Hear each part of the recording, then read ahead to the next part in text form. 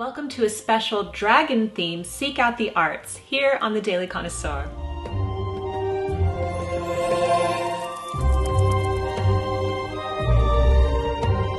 Hello everyone, Jennifer here, and welcome back to my favorite series on the channel, which is Seek Out the Arts.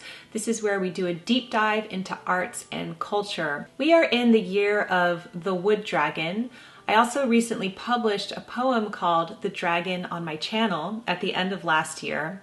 And so I thought, why not do a dragon-themed episode of Seek Out the Arts? So today we're going to be looking at St. George Killing the Dragon by Spanish painter Bernat Martorell. We're going to be taking a look at a clip from a Wagner opera where a dragon is slayed, and we're going to be reading perhaps the most famous poem on dragons ever written, which is Lewis Carroll's Jabberwocky. Before we begin, I want to thank the Chic Society for bringing us this series. The Chic Society is channel memberships here on YouTube.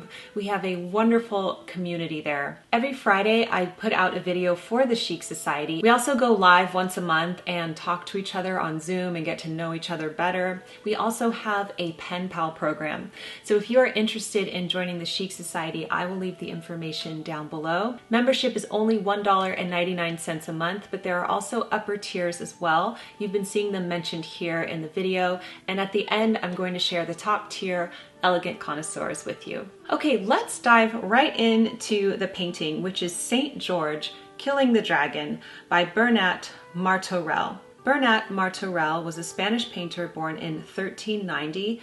He died in 1452 at the age of 62. He is known for the International Gothic style of Catalonia. This was painted between the years 1434 and 1435. So let's have a look. Bernat Martorell's 15th century painting is based on the popular legend of the heroic St. George slaying the dragon. According to the legend, the dragon was terrorizing the city of Silene, and to appease the beast, the citizens of the town were giving the dragon 2 sheep per day as an offering. But as they ran out of sheep, they were forced to sacrifice women and children who were chosen by the lottery. That sounds a bit Hunger Game-ish to me. Many people died, as you can see depicted by the gruesomely scattered bones at the bottom of the painting, and only a few people were left. The princess, daughter of the king, drew the deadly lottery next. So this is where the painting takes place, by showing St. George defending the king's daughter from the treacherous dragon, while the king and queen and the remaining townspeople watch from the castle off in the distance. I like to always start off by looking at what they're wearing because it's so indicative of the scene. So here we have St. George. He is dressed in iron armor. I read that the golden spurs on his shoes indicate that he is a knight. He's wearing a white surcoat that shows a red cross, and when I looked this up on the Art Institute of Chicago's website, they wrote that the red cross was a symbol of someone who had gone on a crusade to the Holy Land. So for being in the middle of such a scary battle, the knight looks really placid and peaceful to me. He looks like he's making his morning coffee, not slaying a dragon. Okay, now let's look at the princess and her clothes. She is lavishly dressed as one would expect. She's wearing red, which is the color of sacrifice, and her dress is trimmed in ermine fur. I absolutely love her crown. The crown on her head is so legendary. I think it's absolutely beautiful. So what about the princess's expression? She doesn't look too bothered either. She looks really peaceful to me and not in distress at all. In fact, the only one who looks appropriately disturbed is the poor horse. I'm going to put my own interpretation on this, and this is actually in line with the poem that I released, is that when we are slaying the dragons in our own life, we should remain calm and focused and not get hysterical, and almost in a way make friends with our dragons, you know? So that's what I'm working on. But let's move on to looking at the actual dragon. So this looks appropriately scary. He's in a dynamic pose. He has sharp teeth and wide eyes. He's definitely a treacherous foe. Everything is so clear in this painting. The colors are rich, they're vivid. There are so many interesting details, especially with the animals. I see a white ram. I see lizards sunbathing. I see ducks and swans. And you can even see a fly if you look closely at the bottom of the painting. This was meant to provide a church lesson on the triumph of good over evil. And maybe that's why the knight and the princess seem so nonplussed, because they know that God will protect them and that good will triumph over all. I love this painting. I think it's so visually interesting. And I hope that you enjoyed learning about St. George killing the dragon. Keeping the dragon theme going, let's look at the musical selection. This is a very short clip, but it is an excerpt from Wagner's Siegfried. And this is in the second act when Siegfried is slaying the dragon. It's so creative how they staged this dragon slaying. You can see him knocking the teeth out.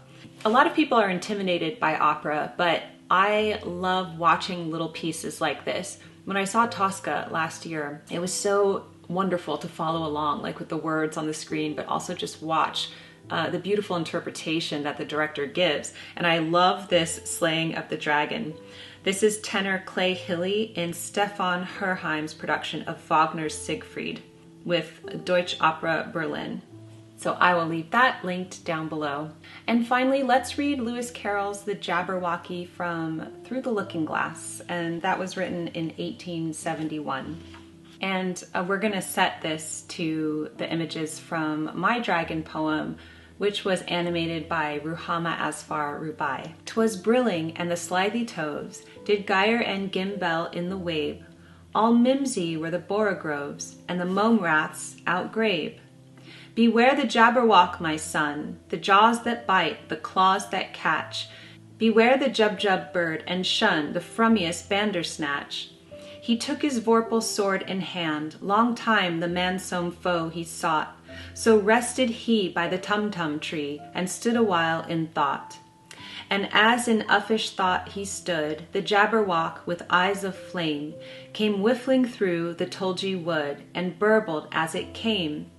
1, 2, 1, 2, and through the vorpal blade went snicker-snack. He left it dead, and with its head he went galumping back. And hast thou slain the Jabberwock? Come to my arms, my beamish boy. O frabjous day, callooh, callay, he chortled in his joy.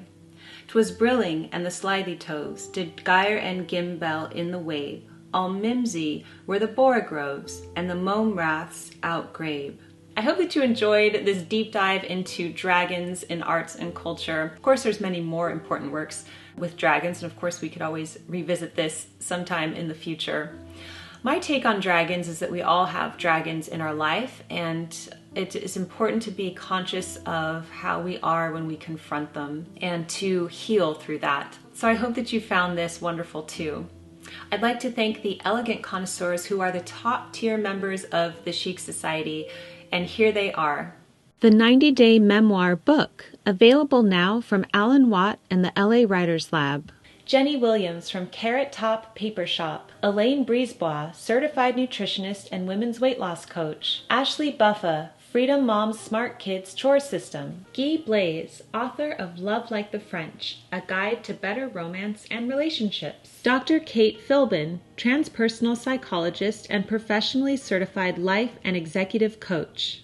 Carrie Van Hooser, author of 'Tis the Season for Poetry. Louise Bromhead, psychologist, author of Illness Recovery Well-Being, Macondo Forever, Woven Placemats. Teresa Maples from Self-Care Routine Cards. Alan Scottish Shortbread. Sturm Brothers Custom Design and Fine Jewelry. Studio Duquesa Fine Art Branding and Stationery. And thank you to the following: Catherine Ray, Anne-Marie Ramsey, Ashley Diaz, Jenny Candelaria, Jet Raleigh Heron, Gina K. Henry, Juliette Keeler-Lebien, Karen Lynn Interior Design, Linda Eckloff, Maria Condor, and Moonshadow Welsh Ponies. Thank you to the Chic Society for supporting my channel. I appreciate you so much. I hope that you enjoyed today's video. Keep calm and remain classy, and I'll see you in the next one. Goodbye.